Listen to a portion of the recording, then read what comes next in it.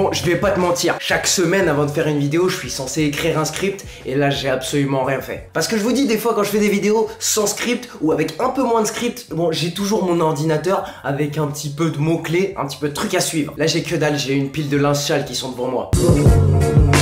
Donc qu'est-ce qu'on va faire pour aujourd'hui ? Ouais, ça a dû vibrer, ça doit être n'importe quoi. J'avais quand même envie de vous sortir une vidéo le mercredi et peut-être qu'une vidéo un peu plus casual, ça peut vous plaire. En tout cas, je me baladais sur YouTube et je regardais des vidéos de foot américain, je regardais des vidéos de foot américain universitaire. Et là, ça m'a donné une idée. J'ai vraiment envie de vous parler ensemble, qu'on se mette vraiment dans les commentaires et qu'on discute des joueurs universitaires. Est-ce qu'ils devraient être payés ou est-ce qu'ils devraient ne pas être payés? Et ma question même plus précise, c'est est-ce que les joueurs universitaires devrait avoir l'opportunité de faire de l'argent. Je vous explique comment je suis arrivé à cette idée. Je me suis mis à suivre un joueur qui s'appelle Destroying sur YouTube. Allez le suivre, c'est un kicker pour l'université de UCF et il a décidé de vlogger vraiment toute son aventure sur YouTube. Donc je ne sais pas vous, mais moi je trouve ça extrêmement intéressant. Un mec qui a ses études, un mec qui a le football américain, qui nous amène vraiment dans les entrailles d'un vestiaire, qui nous montre les terrains où il s'entraîne. Je trouve ça vraiment intéressant. Cool, je me suis abonné à son vlog. Il y a quelques semaines ou il y a quelques jours, il a posté une vidéo comme quoi l'université et surtout la ligue entière, la NCAA, a dû faire un rendez-vous avec lui et ils lui ont dit « Mec, c'est plus possible.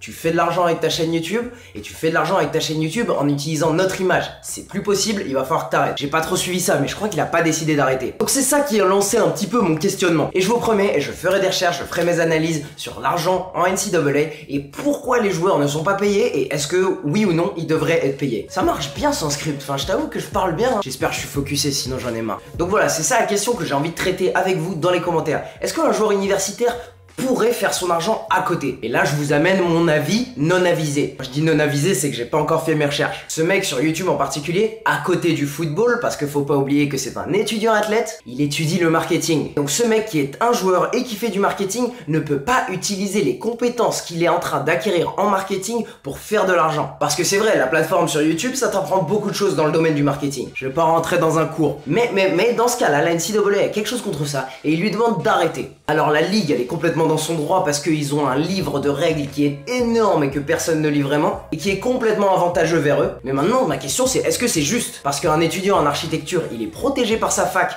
quand il fait des dossiers, quand il fait des études de cas. Et si ces études de cas sont reprises ensuite par des réelles entreprises, ben l'étudiant en question sera payé. L'étudiant en art, il peut faire de la musique, il peut faire de la peinture et il peut les vendre, il peut faire de l'argent sur son art. Des étudiants en sciences, des futurs ingénieurs, ils font des études, mais s'ils créent une réelle innovation pendant qu'ils sont à la fac, ils sont protégés et ils récupèrent de l'argent. En NCAA, pour les joueurs universitaires, c'est tout l'inverse. C'est comme si Mark Zuckerberg, pendant qu'il était à Harvard, il crée Facebook et que Harvard lui dit « Non mec, t'es chez nous, tu utilises toute notre propriété, donc l'argent il revient à nous. » J'ai un vrai problème avec ça. Alors je comprends que le joueur utilise tout l'univers de la NCAA qui leur appartient, mais pour un business à des milliards de dollars qui ne paye ses joueurs que par une simple bourse d'études, je trouve ça extrêmement gripsou de la part de la NCAA d'empêcher ce joueur de faire son propre argent dans le domaine même où il étudie. Donc je suis tout cœur avec lui, je le soutiens énormément, je commente sur ses vidéos un petit peu pour lui montrer qu'il a du soutien qui vient d'outre-mer. Et autre chose est arrivé exactement cette semaine qui m'a encore poussé dans cet avis. La semaine dernière, je suis en train de faire les magasins, je croise un joueur universitaire que je ne nommerai pas. Il est pas forcément très connu, il joue dans une université de division 1 que je ne nommerai pas non plus. Juste parce que j'étais intéressé, je lui demande